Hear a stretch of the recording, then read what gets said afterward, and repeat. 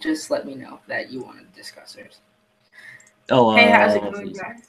Sean from Team Honey Badger here, interviewing the Dominoparis21. How's it going, guys? Dominoparis21 here, and thank you to Sean of Team Honey Badger for inviting me over to do this interview with you guys. We've been organizing it for a few weeks now. A few weeks, yeah.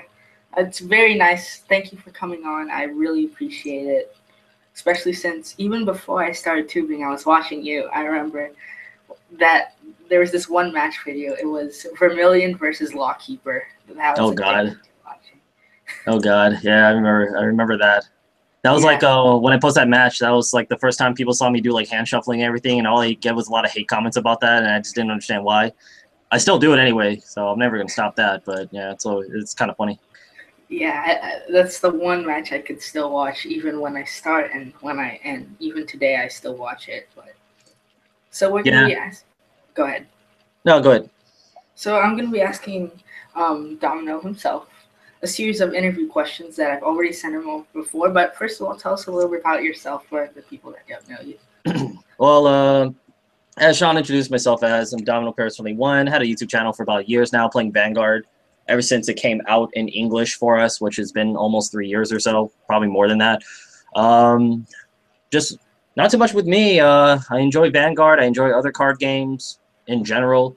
Enjoy YouTubing, and yeah, I mean, in relation to Vanguard, it's pretty much what I am about. Yeah. And Force of Will, apparently. Yeah, I play Force of Will. I play Buddy Fight on and off, even though I'm not really crazy about the game. Hearthstone, you know, just anything card game related, I'm always open to try. And if I end up liking it, I end up sticking with it. That's usually how I am. So. Yep. All right, so let's start this interview. All right, are you in love with the Coco? Nah, just messing with you. Love the Coco, yeah, of course. First question: how long have you been playing Vanguard?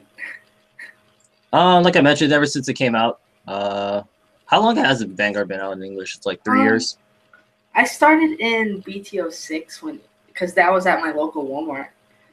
That was 2012. Early. Yeah.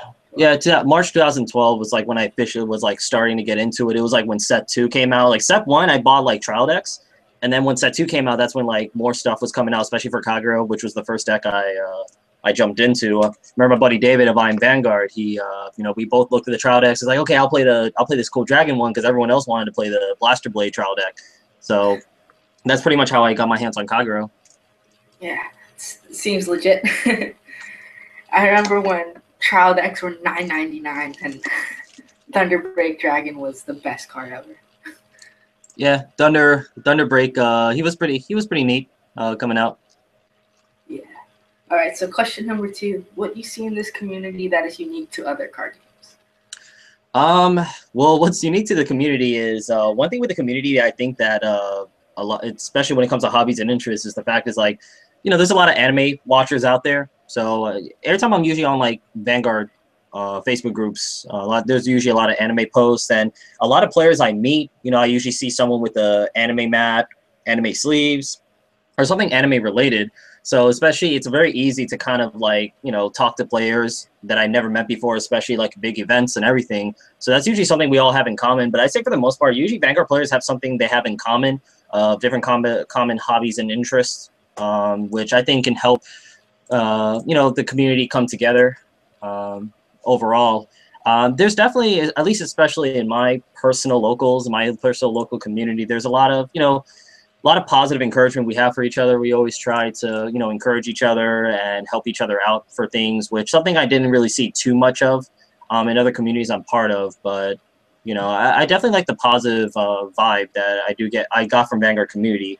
Although I think online-wise, things are different, but, you know, online is online. But, you know, in reference to my personal community, who I play with day to day, there's definitely a lot of positive trends going on that I like. Yeah.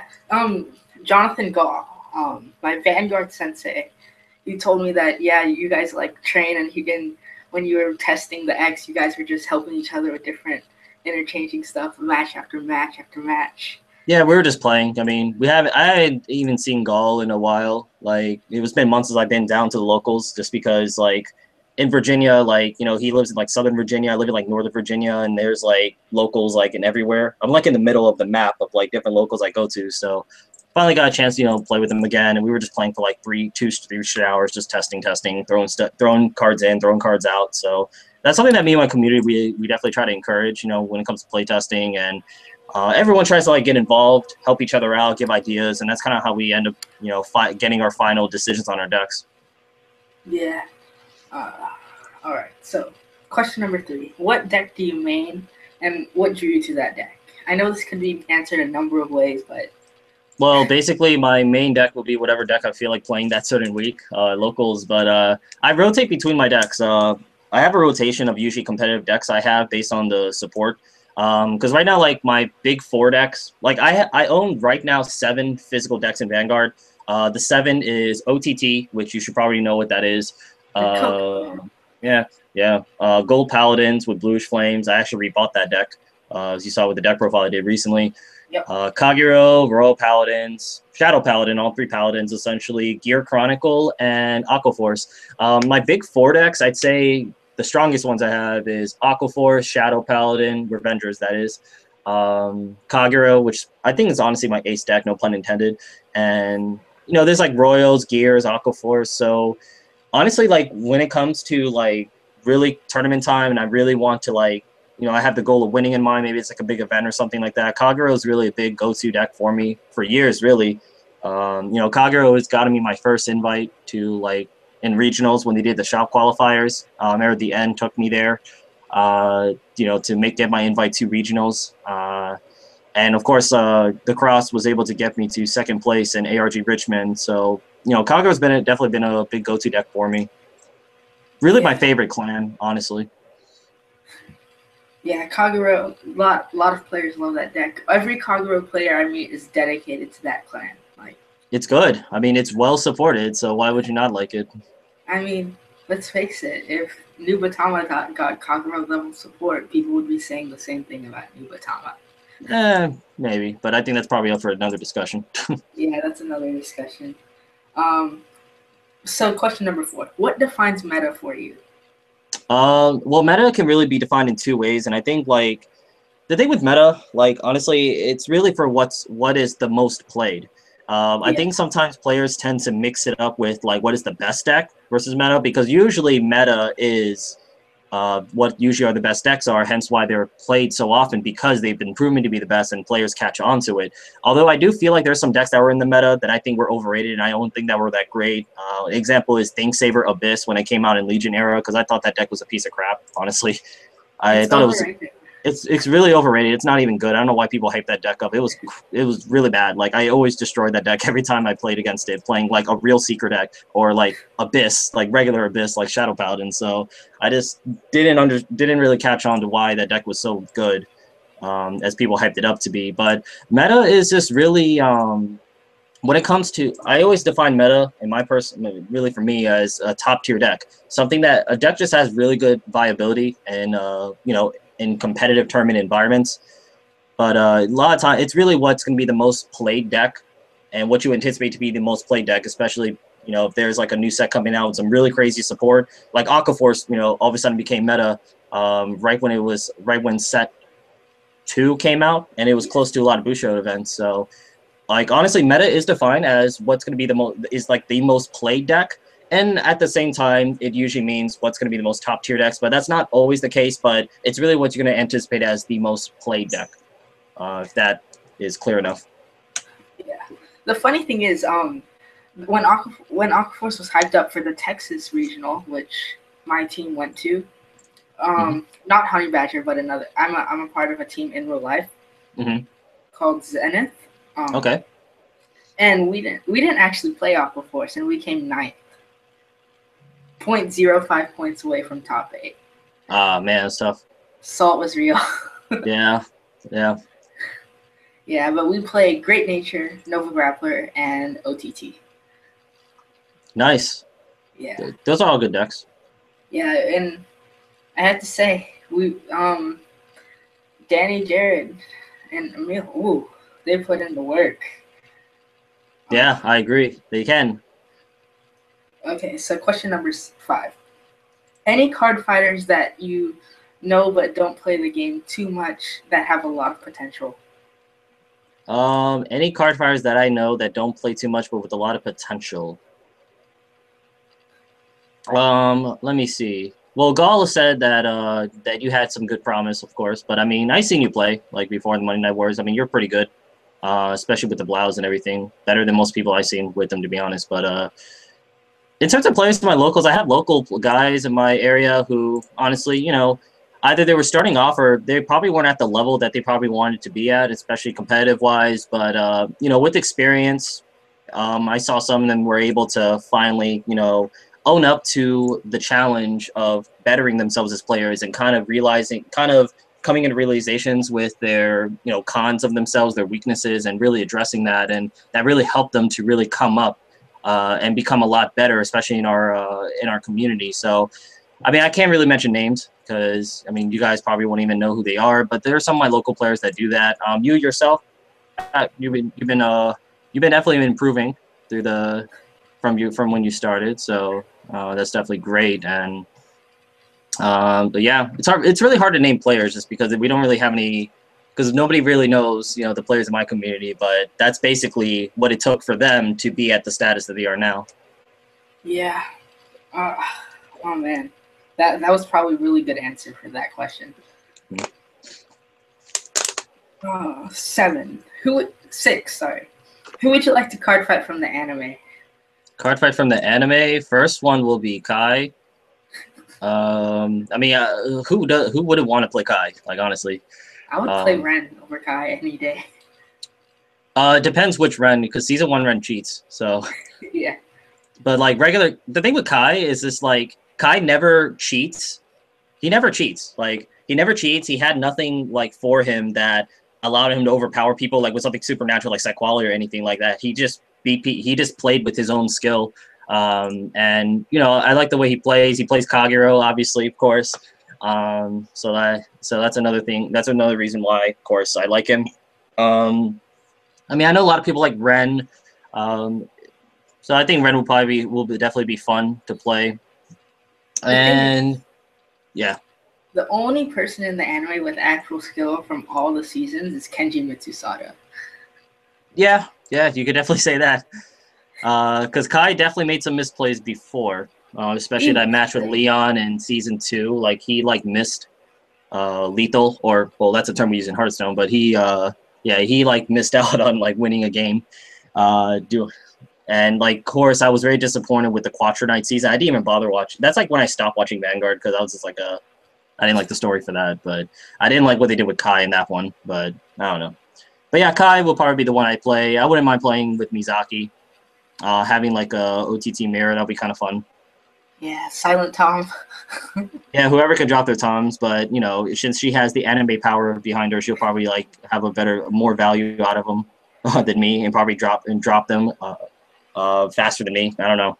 Yeah, it's like Domino versus Misaki. The storyboard is being written as they play. Yeah, probably. Yeah, for all you know, I'm gonna get a call from Bushiroad, and they're gonna want me to appear in the anime. Yeah.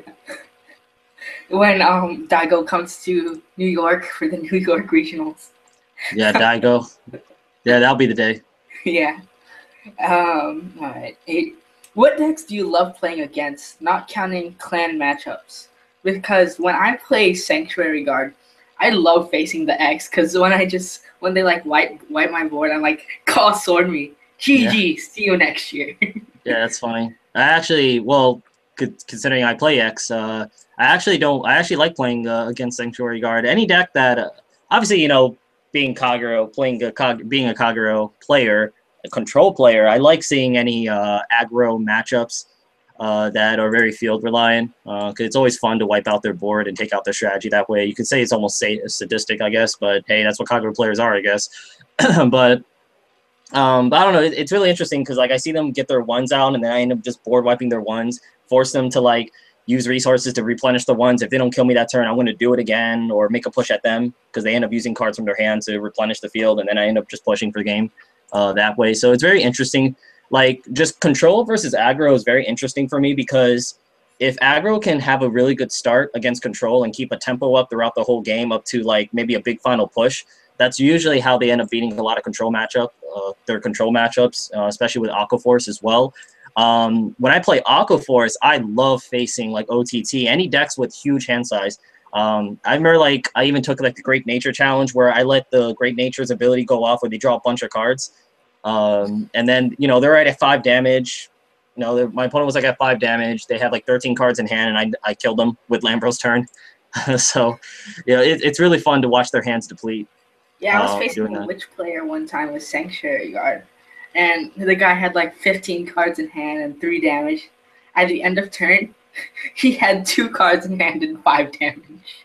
Yeah, I mean, it's really fun to watch that because I don't know why. I always get these reactions, especially with players that are not used to facing Aqua Force. They always feel so comfortable. Like, you know, a lot of times you can read how a player's hand is defensively because, like, how their body language is. Like, they feel very comfortable, relaxed, and, you know, they have a little smile on their face. They feel comfortable. You know, they think that they could defend everything, but then you just, like, you know, push in with them, and, you know, their hand's gone, and then they're, like, surprised and shocked, like, what happened? So it's always fun. It's always really, really rewarding, in a sense, you know, to see that kind of reaction.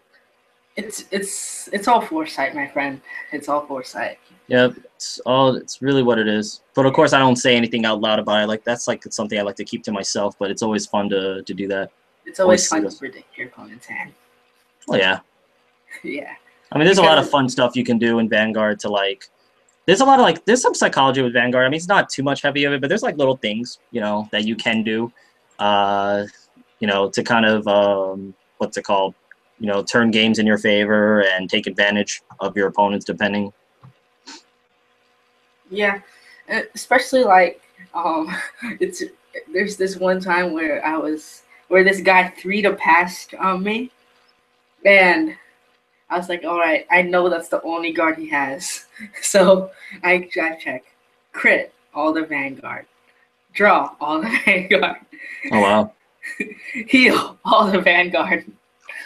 Yeah, I when somebody 3'd past me, I actually hit the 3 triggers. Wow, that's funny. That's crazy. Yeah. And that game was actually in part of the Vanguardians tournament, and it's on YouTube.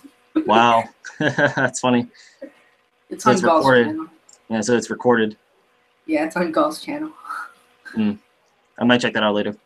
Yeah. What decks do you hate playing against, not counting clan matchups? Let's see. Decks I hate playing against. I mean, who likes playing against Link Joker? Like, let me tell. Like, honestly, I do. Like, I hate, unless you're playing obviously Ezel or something like that. But I hate playing against Link Joker. I mean, let me see. I remembered Spectral Duke format. I hated Spectral Duke Dragon with a passion. I hated facing that deck. I hate Cat Riser. That's honestly my most hated deck. I hate that stupid deck. Cat That's Riser. all of David from Iron Vanguard's decks. And like honestly, I hate that stupid deck. Like, all it is just attack, just call things, attack. Which, I mean, that's really what you do with Vanguard. Then you just drop Cat Butler, get value for nothing. Like, I don't know. I just hate decks that just give you value for doing nothing. Like, it's just really stupid. I mean, Aqua Force. Yeah, Aqua Force, you still... The thing with Aqua Force, it's like, it sucks to get rushed down by them, but you can definitely punish a lot of players, depending depending on when they try to rush. If they rush too early, you can still punish them. Like, Aqua Force is still very punishable, and, you know, you have ways to work around their skills for the most part, unless, you know, they just have the derpness, and, you know, that's just what happens. You know, I think that's, like, for every deck in Vanguard, but like Cat Riser is just really dumb. Once you hit that 3-4 damage mark, all you have to do is drop Cat Butlers, and then that's it. And that's it. I hate that stupid deck.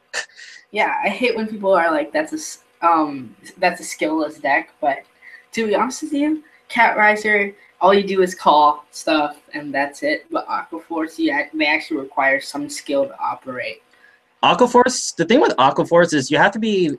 The thing is, when it comes to decks, like. I always run into this with people when I discuss decks, is that, you know, people they always explain the best case scenario for Aqua Force. Well, hey, yeah, Aqua Force, it's very easy. All you have to do is just call this unit that does this, which is great. But, you know, what happens in the games that you don't get those cards? You're not in that one scenario that you're giving me, because Aqua Force can tutor, They can't draw. They can't search anything. They're just hoping to top deck everything. And it happened plenty of times with me where I have like triggers in hand. I don't have many units. I have like 2 units, but I'm facing like a control deck. So if I call them and they get blown up, I have no follow-up plays. So you gotta have to be a little creative on how you can still somehow get some kind of offensive tempo on the board, some kind of pressure on board or something, and while always having the ability to follow up the following turn. So that's really how. Uh-oh.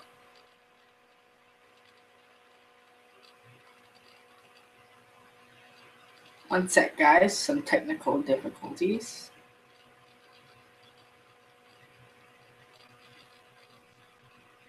And sorry about that. My browser just like crapped out, cutting me off. That's all right.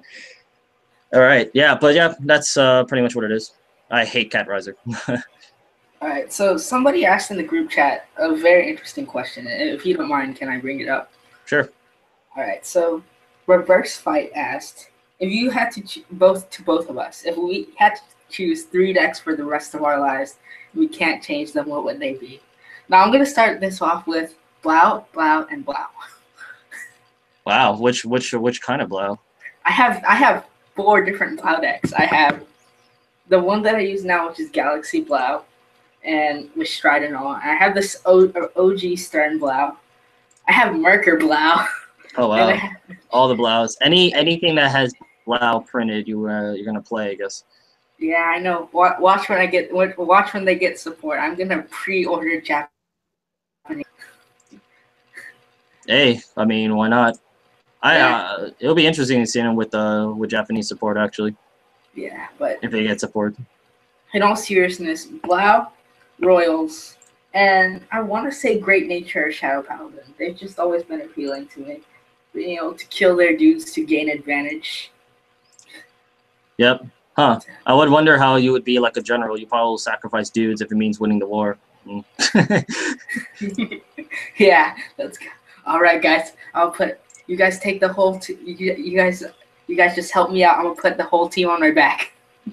Yeah. You guys run out there and bait out the enemy, and then we'll go kill off whoever comes out. I don't know. Pick one for the team. Yeah, basically. All right. So, what are your 3 decks?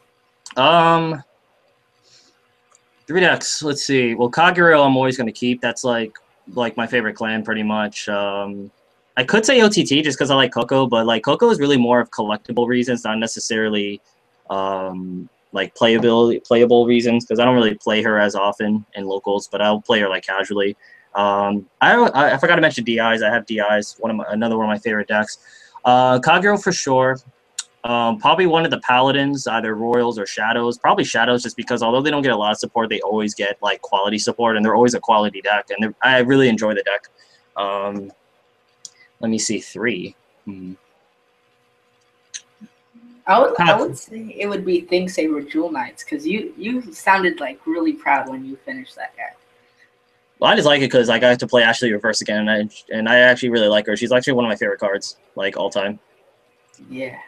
So it's really good. Yeah, Royal Paladins, just because I like the variety that Royal Paladin has, and it does take advantage of one of my favorite things outside of, because my favorite mechanic in the game is control, which is like either retiring, spending, or getting rid of rear guards. Not locking, surprisingly, because I don't really care for Link Joker, but I like tutoring, building advantage off of that and into something aggressive. So that's like my other second favorite thing to do. So Royals, Kagero.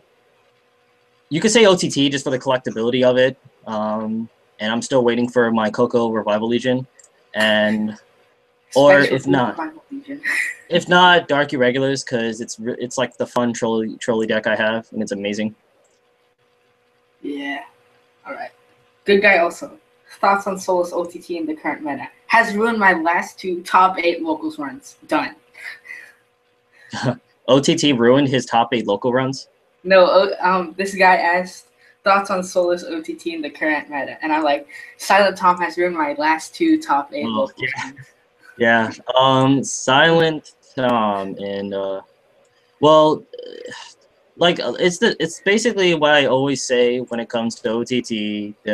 Really, the meta right now, it's like crazy big aggro decks or like crazy AoE control decks. When I say AoE, like area effect, mean that they don't just kill one thing. Is that usually when a control deck's retiring or getting rid of something, they're usually more rigorous to come along with it. So Or they that's gain a ton of advantage. something like that, yeah. But especially now with control decks, like usually there's some kind of control deck that can do that and have a win condition. Like Kagero now has the Ace as a restanding Vanguard, and then you have very crazy aggressive decks. So OTT, where it falls in the middle, it's like the problem I have with OTT is when it gets going, it gets going. You're able to build hand advantage, you're able to fend off attacks. But the problem is you need to follow up too as well. You can't sit forever doing nothing. And yeah, there's triple drive. Yeah, there's 12 crits in the deck, which can pressure your opponent even at 3. It strides, but you can't rely on that kind of luck to win. The deck needs to produce for itself. And when things are going, maybe hit a well-timed crit, put your opponent to 5 early, drop toms. I mean, yeah, they're a bomb deck. They're amazing, and I think they're definitely a great rogue deck. But a problem that it still has is when it falls behind, it falls behind. And at that point, when it's falling behind, like I'll give you one scenario: my opponent crits me once, I'm straight to 4 damage. My opponent's sitting at 2 because usually you kind of open slow with Solus because you don't really call anything within the first 2 turns. Mm-hmm. And then now you're behind in damage. You don't hit a crit on your stride turn, which does happen. And then now you're behind. You're at 4. You have to waste all those cards you just build advantage for. So you're not really getting any value off of it. So it happens a lot with OTT where they get put in a situation where their back's against the wall. And then when it's the time for them to kind of make a push back, they don't necessarily have the tools to do that. They're kind of a little bit reliant on kind of holding the fort, and hopefully they can get a crit in, or they'll draw enough toms to, be able to push in there. So, there are opportunities for players to kind of play out of the situation really well, but it's really hard the deck to produce for itself in a lot of worst case scenarios when they fall behind in the game. So I think they're still a really good rogue deck because like I said, when things are going for them, they can definitely give a lot of decks a lot of trouble. But at the same time, they have trouble producing for themselves. So that's why they kind of fall in the middle, honestly. All right. So last question. Are you ready? Sure. Top, bottom. Just kidding. But, all right, so what would you like to see from me in the future in the YouTube Wikia, which I do write blogs for the Card Fight Wiki and the likes and such. So what kind of content I would like to see from you? Like, what would you like to see me in general via non-YouTube wise, Wikia wise, tournament wise, locals wise, or just anything to help this community and help me grow as a player, I guess. I mean, when it comes to growing as a player, I mean, you have the right attitude of accepting the fact is you're not perfect and always challenge yourself to get better, address weaknesses or maybe misplays or mistakes you may have had, and just keep a good positive outlook with all your games, which I think is very important to really taking that next step as a, to really take your step up to the next level to be a really competitive player, I'd say, I guess. But I think the community has definitely been troubled, I think. Honestly, there's a lot of toxicity going on, so I think it's very important to, even if you have 10 followers, 10 people watching you, 5 people watching you, I think it's all about just spreading a good positive message and really setting a good example for everyone, which you are doing right now. Just creating a good positive example of, what Vanguard's really about is just, having a good positive attitude towards the game, enjoying yourself while getting better and encouraging others. That's really what it is. Whether you agree with someone or you don't, I think that's really the example that we should continue to set for the community, which I think you're doing great at. I guess, for the channel, just keep doing what you're doing. I mean, I see you're building up subs and everything. So, I would say maybe have more live deck profiles or something like that. But, sometimes we don't have the resources to do that. But that's like a standard for everybody. Yeah, I'm living off allowance, everyone. I mean, you're not old enough to have a job like I have, so I'm pretty old. So fortunately for me, I have a pretty decent job to help supply my hobbies, and my YouTube helps. So yeah, I'm very fortunate that I actually was able to pick up a legend deck at a very good cost. And with the extra money I got, I picked up one for my cousin who has been begging for one. That's awesome. Begging. Yeah, that's why I like with the Legend deck because, you know, those on, well, like on allowance money, I guess you say, are those who don't necessarily have a big source of income, you know, like some other players do. It's really good because the Legend deck is a really good, competitive, solid deck, and it's like ready to go out of the box. So that's what I like about it. Yeah, I think it's my cousin's a veteran player, so he's been enjoying his Narukami and Spike Bruh, as he calls it. Spike bruh. Spike Bruh. And he's been begging for a Legend deck, and very happy that I had enough to get him the deck itself and even some purple sleeves to go with it. Hey, it's cool that you're able to get that for him. Yeah. And he said since I got it, he's finally going to go to a tournament again. Oh, hey, finally. There you go. That's the motivation he needs. Yeah, that he was like, I can't compete with Stride. The only Stride he has is Zoros, and he's like, it's going to be my game ender. I don't know. I remember one time, like, I ran to locals, like, right after work. Last minute, I didn't have my stuff, and I borrowed my friend's Yggdrasil deck, and I ended up, like, topping with it with no strides and nothing. I was just like, let's play Yggdrasil, whatever.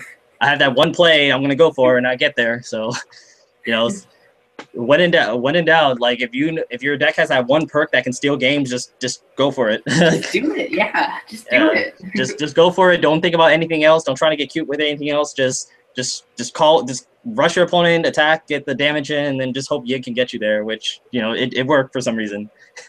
Yeah, it worked for some reason. Go all in, guys. Yeah. Yeah, but the thing is, the Vanguard in that Legion format is like, all right, guys, give me your strength. I'm gonna carry the team. Let's do this. Yeah, it's basically what it is. Yeah, but Stride format giving Rear some synergy on that. Anyway, guys, that was the interview with Dominoparis21. Do you want to say anything to close this out? Shout yourself out or something like that? No, just thank you guys for watching. Thank you, Sean, again for the interview.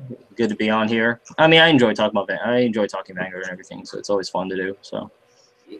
but I mean, check out my channel if you haven't already. Dominoparis21. Yep. Later. All right, later, guys.